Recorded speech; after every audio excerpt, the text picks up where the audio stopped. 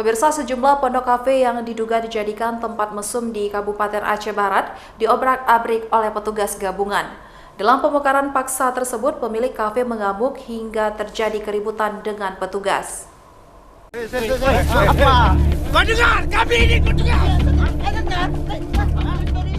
Pemilik pondok kafe ini mengamuk dan memarahi petugas Satpol PP dan polisi syariat Islam yang sedang membongkar sejumlah pondok kafe miliknya di kawasan tempat wisata Pantai Ujung Karang, Kota Melabu, Kabupaten Aceh Barat.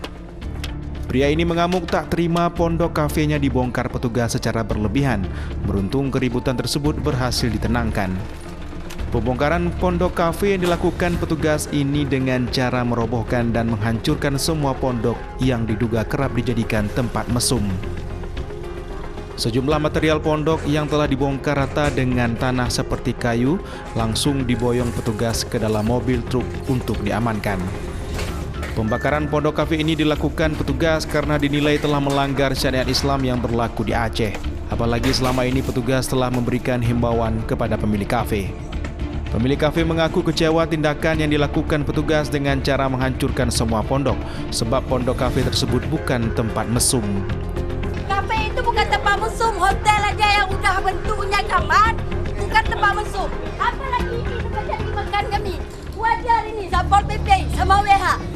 Perjanjian kemarin apabila yang di-ek itu dibongkar, tapi yang ada di-ek pun dibongkar juga. Jadi kemana kami cari rezeki lagi, bang?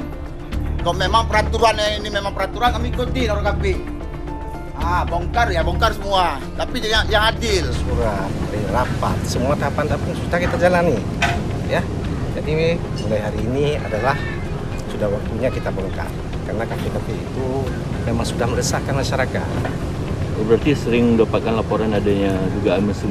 Bukan dugaan lagi, jadi memang buktinya ada sama kami.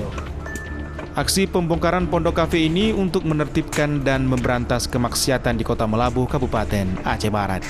Dari Kabupaten Aceh Barat, Absah Ainus melaporkan.